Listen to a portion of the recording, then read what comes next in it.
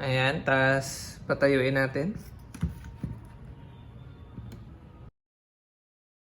Magandang araw sa lahat and welcome back to JC Catalan Vlogs. At ngayong araw to guys ay tuturuan ko kayo kung paano mag-calibrate ng compass at IMU sa ating DJI Mini 2 SE na drone. So kung meron kayong Mini 2 at Mini 2 SE, parang same din naman yun sa calibration ng IMU at saka map nila.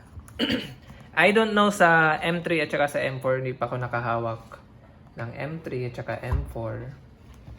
Pero dito, tuturuan ko kung paano gawin yon. So, ilabas natin ang ating remote, ang ating cellphone, at connect na natin. So, kahit wala ng joystick, tanggalin natin tong propeller strap, saka gimbal cover, tas open natin ang kanyang mga pakpak, arm pala. Pasokin na natin yung app, then turn on natin to.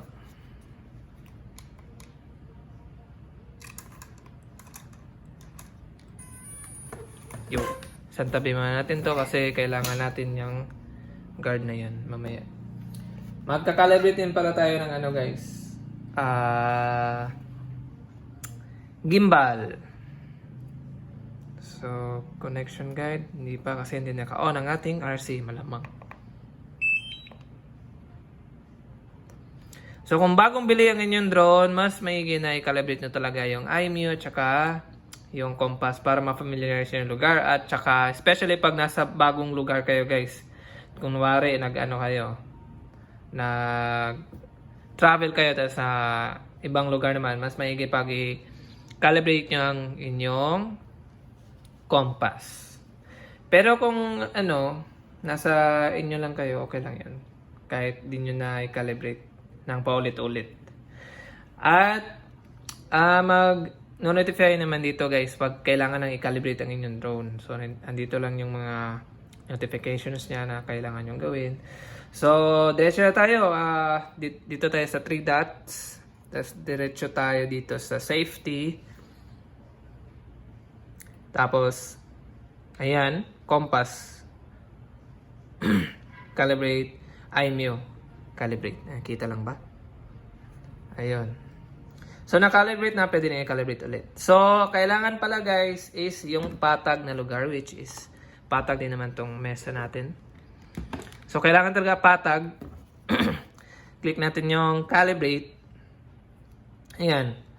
Compass calibration. Keep clear of metal and or object within an electrical charge and ensure the distance between the aircraft and the ground is 1.5 meter. Keep the aircraft powered on and avoid starting the motors. So, gagayahin na natin kung ano ang nasa ating screen. So, start. So, rotate aircraft 360 horizontally. So, horizontally. Gagayahin na natin yan. 360 ha. 360. Ayan. Makikita naman natin pag na-complete kasi mag-iiba na yan ng ng litrato. So, ito, rotate aircraft 360 vertically. So, pag ganun.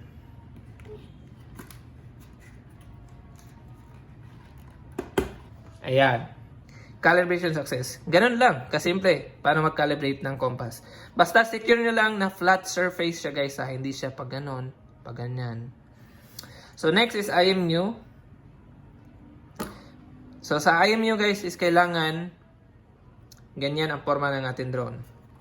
So, kailangan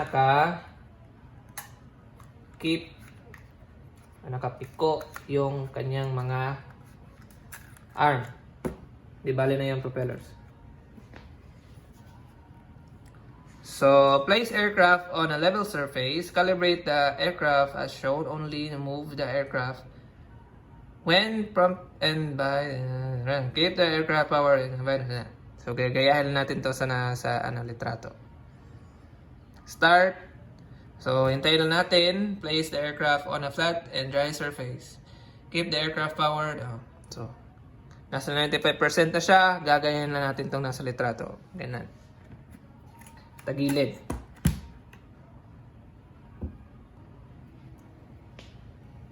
Ayan.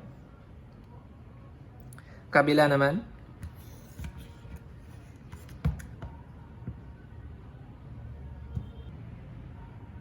Ayan, tas patayuin natin.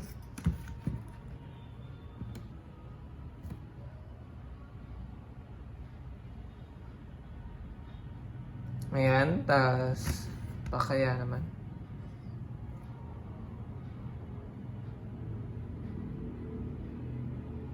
Ayun, restarting aircraft.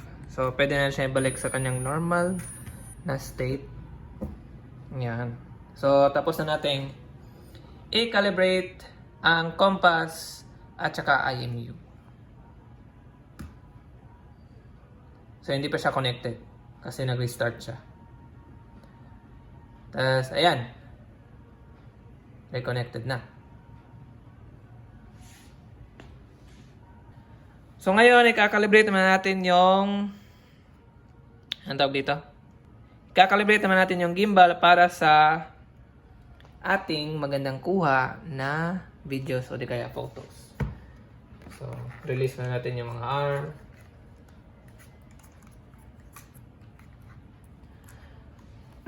Tapos, harap natin doon.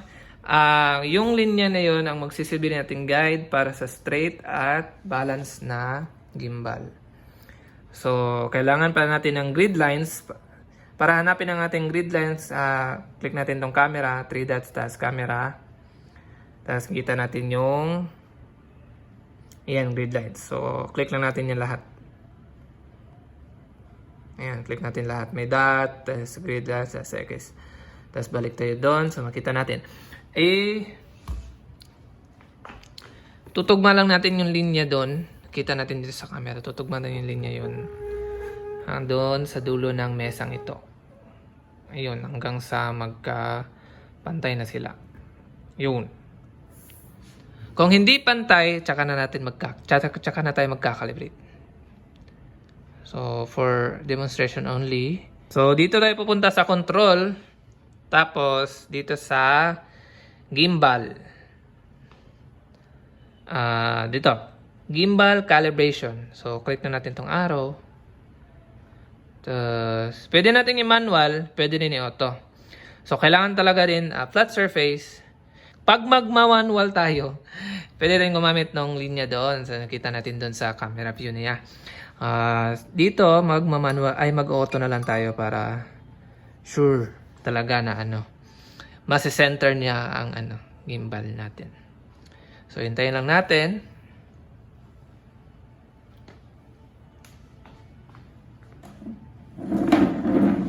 Ayun, calibration successful. So, ayun. So, ganun lang kasimple kung paano i-calibrate ang gimbal, IMU, at saka ang ating compass. So, ngayon alam niyo na kung paano i-calibrate ang IMU, compass, at saka ang gimbal. Sa susunod na video ay tuturuan ko naman kayo kung paano mag-hand landing at saka hand take off. So, ibang video na rin yun. So, kung hindi nyo pa napanood ang previous video, tinuruan ko kayo paano magpalipad, mag-control ng drone at saka mag-inspeksyon ng drone, lalo na pag second nyo itong nabili. So, maraming salamat sa panonood and see you guys next vlog.